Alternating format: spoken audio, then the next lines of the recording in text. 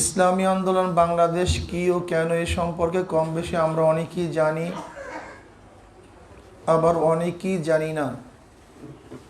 যারা জানি তাদের উচিত যারা জানি না তাদেরকে জানানো, আর যারা জানি না তাদের উচিত জানা, শিখা। এই ব্যাপারে আল্লাহ পাক রব্বুল আলামিন নিজেই কালামে পাকের মধ্যে ফরমান, ফাসআলু আহলা যিকরি ইন কুনতুম লা তা'লামুন। তুমি যদি না জানো, যে জানে তার কাছে প্রশ্ন করো, জানার চেষ্টা করো, জানার শেষ নেই।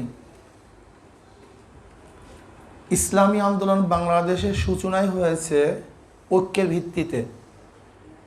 ইসলামী আন্দোলন বাংলাদেশ একটা ঐক্যভিত্তিক দল, সংগঠন, ঐক্য প্রয়াসী। তারা সবার ঐক্যতা চায়, কিন্তু অনেকেই ইসলামী আন্দোলন বাংলাদেশকে ঐক্য প্রয়াসী মনে করেন না, বরং তারা মনে করে ইসলামী আন্দোলন বাংলাদেশই ঐক্যের জন্য বাধা। আমি ওই সমস্ত দোস্তাদেরকে বলবো, আসলে ঐক্যের ভিত্তিটা কি হবে এইটাকে নির্ধারণ করা উচিত। ঐক্যের মূল নীতিটা কি হবে?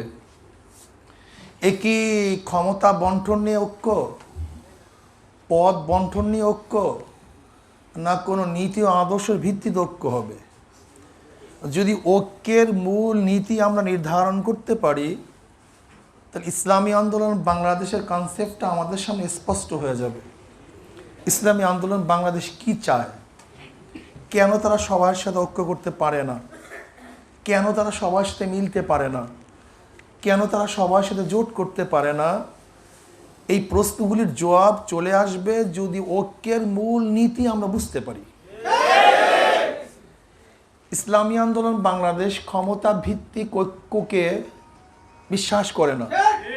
তারা কি মনে করে, ক্ষমতা, কেউ ক্ষমতায় গেলেই দেশ কল্যাণমুখী হয়ে যাবে, ব্যাপারটা এরকম না। আমরা অনেকেই বাংলাদেশের ক্ষমতার মসনদে দেখেছি, কিন্তু সাথে সাথে বাংলাদেশের মানুষ বাঁচার জন্য, শান্তির জন্য আবার মাঠের মধ্যে আন্দোলন করতেও দেখেছি, রক্ত দিয়েছে, জীবন দিয়েছে। আজকেও হাজারো মানুষ তারা জেলখানা আবদ্ধ অবস্থায় আছে। তাই ক্ষমতা ভিত্তিক ঐক্যে মানুষকে কল্যাণ দিতে পারে না, নাজাত দিতে, মুক্তি দিতে পারে না। ক্ষমতা ভাগাভাগির ঐক্য, আপনি কিছুদিন মন্ত্রী হবেন, আমি কিছুদিন মন্ত্রী হব, আপনি কিছুদিন সভাপতি হবেন, আমি কিছুদিন জয়েন্ট সেক্রেটারি হব, সেক্রেটারি জেনারেল হব। এইভাবে যদি নেতৃত্বের ঐক্য ভাগ করি তাও স্থায়ী না। আপনি কয়জনকে সভাপতি বানাবেন, কয়জনকে আপনি সেক্রেটারি জেনারেল বানাবেন? এতে সর্বসাধারণের লাভটা কি হবে, উপকারটাই বা কী হবে? এই সাধনার লাভটা কি, উদ্দেশ্যটা কি? তাহলে দেখা গেল আসলে নেতৃত্বের ভাগাভাগির ঐক্য ইসলামী আন্দোলন বাংলাদেশ পছন্দ করে না, এটাতে বিশ্বাসী না। ইসলামী আন্দোলন বাংলাদেশ তারা বিশ্বাস করে নীতি ও আদর্শের ঐক্য, নীতি ও আদর্শের ঐক্য।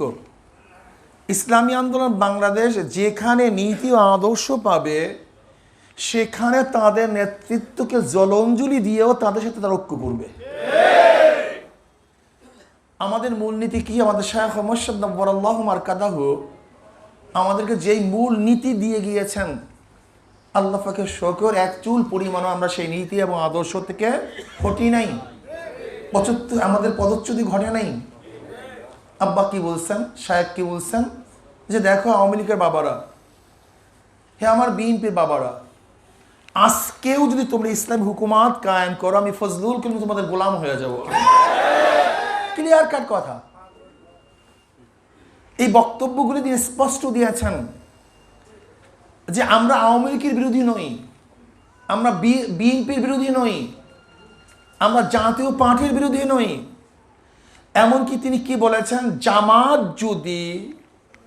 জামাতও যদি তাদের আজকে অবস্থান থেকে ফিরে আসে, কোন অবস্থান থেকে?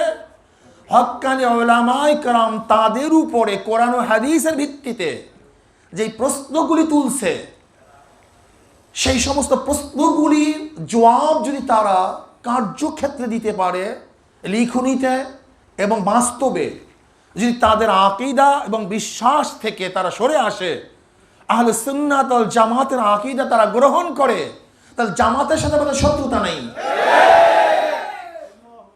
ক্লিয়ার কাট কথা।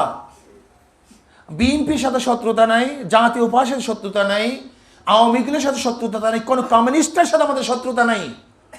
বরং যে আল্লাহর জমিনে আল্লাহর হুকুমত কায়েম করতে চায়, সে আমার সাথী, আমিও তার সাথী, সে আমার বন্ধু, আমিও তার বন্ধু।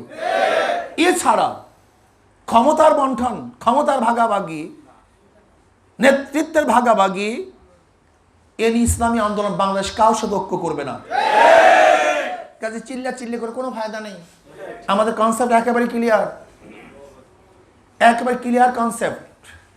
যদি কেউ মনে করেন ইসলামী আন্দোলন বাংলাদেশ শুধু নিজেরা চলতে চায়, এটা ভুল। ইসলামী আন্দোলন বাংলাদেশ ইসলাম পন্থী থেকে নিয়ে চলতে চায়, কিন্তু ইসলাম পন্থীর নামে বিএনপি পন্থী থেকে নিয়ে তারা চলতে পারে না। ইসলাম পন্থীর নামে আওয়ামী লীগ পন্থী থেকে তারা বিশ্বাস করে না।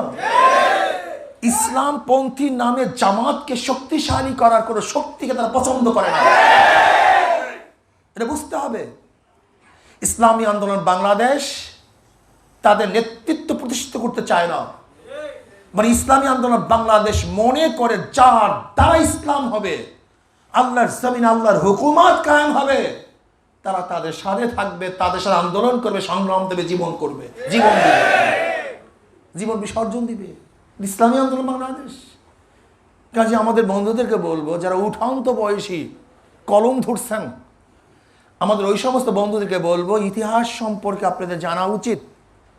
ইসলামী আন্দোলনের প্রতিষ্ঠা লগ্ন কি ছিল, এটার ভিত্তি কিভাবে হয়েছিল, এরা কোন আদর্শ লালন করে, কোন আদর্শ অনুযায়ী তারা চলতে চায়, এই সমস্ত বিষয়গুলো যদি আমরা না জানি, তাহলে আপনার সাথে আমার দ্বিমত থাকবেই, ঐক্যমত হবে না। ইসলামী আন্দোলন বাংলাদেশ স্টেজের ঐক্য চায় না, মঞ্চের ঐক্য চায় না। ইসলামী আন্দোলন বাংলাদেশ নীতি আদর্শের ঐক্য চায়।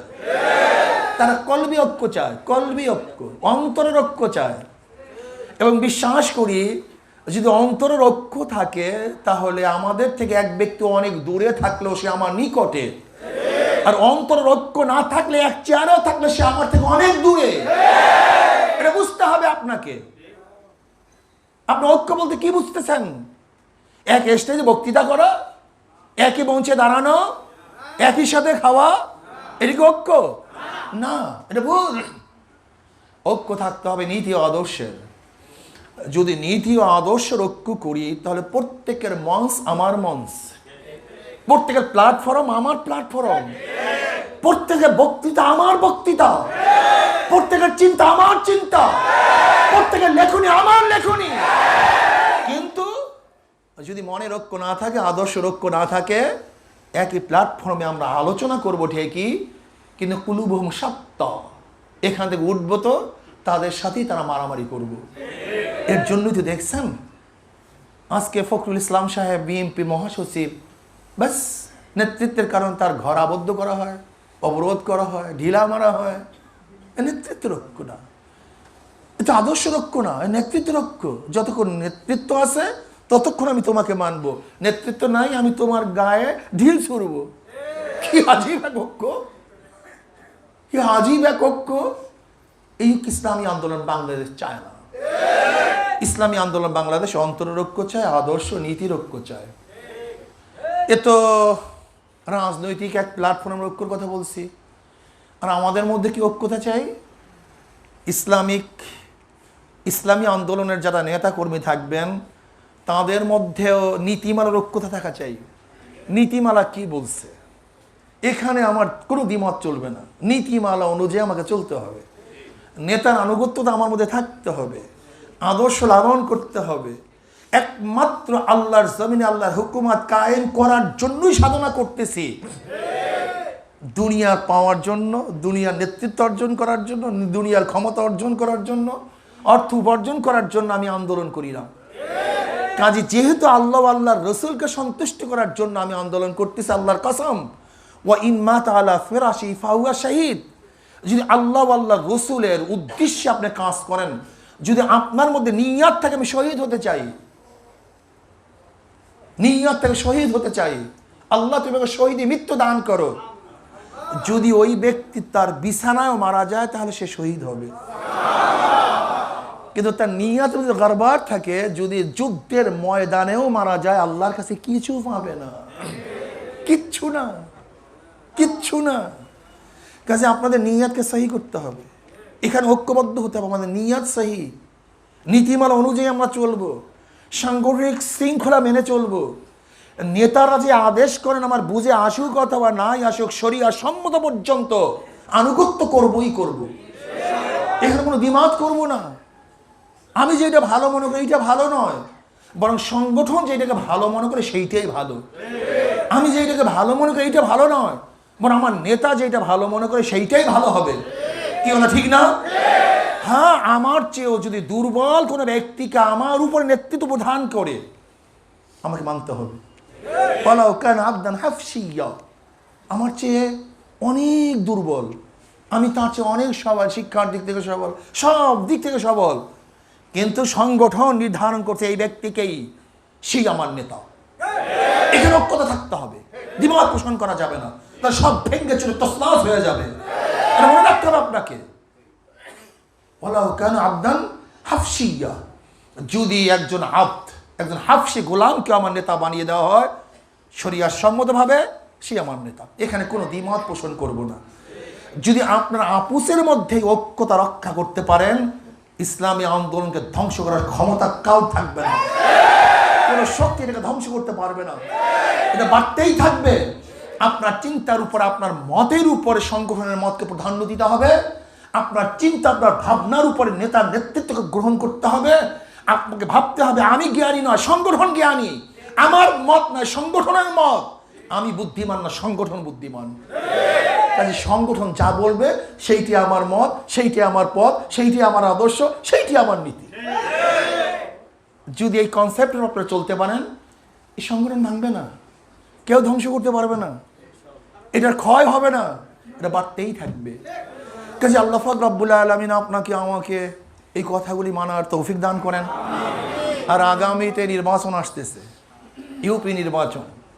ইউপি নির্বাচন ইসলামী আন্দোলন বাংলাদেশে অংশগ্রহণ করবে নাকি ভাই?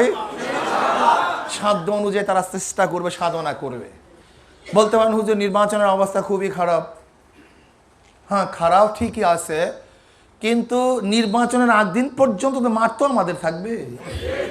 হ্যাঁ, নির্বাচনের আগের দিন পর্যন্ত মাঠ তো আমাদের থাকবে। সমস্যা কি? দাওয়াত চলতে থাকবে, ঘরে ঘরে হাত পাকার বাতাস লাগাতে হবে, ইসলামের আদর্শ সব জায়গায় ছড়িয়ে দিতে হবে, সবাইকে ভাবতে হবে ইসলামের বাহিরে কোনো শান্তি থাকতে পারে না, ইসলামের বাহিরে কোনো আদর্শ চলতে দেওয়া হবে না ইনশাআল্লাহ। জেনা ধর্ষণ মুক্তর জন্য ইসলামী আদর্শই যথেষ্ট, অন্য কোনো আদর্শ জেনা এবং ধর্ষণকে মুক্ত করতে পারে না। চুরি, ডাকাতি, বদমাশি, ঘুষ এগুলি বন্ধ করার জন্য একমাত্র প্ল্যাটফর্ম ইসলামী আন্দোলন বাংলাদেশ, ইসলামী আদর্শ। কি হলো ঠিক না? কাজী নির্বাচনের আগের দিন পর্যন্ত মাঠ আমাদেরই, কে নিবে? কাজী হাত পাখার সেই শান্তির বাতার যেন সমস্ত ঘরে ঘরে পৌঁছাতে পারি, সেই চেষ্টা সাধনা আপনাকে আমাকে করতে হবে, ঠিক না? আল জিহাদু হুয়া দুআউ ইলা দীনিল হক ওয়াল কিতালু মান লাম ইয়াকবালহু। জিহাদ শব্দের অর্থ তো মানুষকে দাওয়াত দেয়া, যে গ্রহণ করবে না তার বিরুদ্ধে লড়াই করা, ঠিক না? কাজী আমরা তো দাওয়াত দেব, দাওয়াত। কাজী নির্বাচনকে কেন্দ্র করে যত বেশি দাওয়াত দেয়া যায়, অন্য কোনো সময় এত দাওয়াত দেয়া যায় না। কাজী নির্বাচনে অংশগ্রহণ করব, দাওয়াতি কাজ করব, সাধ্য অনুযায়ী চেষ্টা করব। আল্লাহ পাক রব্বুল আলামিন আমাকে এবং আমাদের সবাইকে এই আদর্শ লালন করে পালন করে আমাদের শেষ জীবন ত্যাগ করার তৌফিক দান করেন।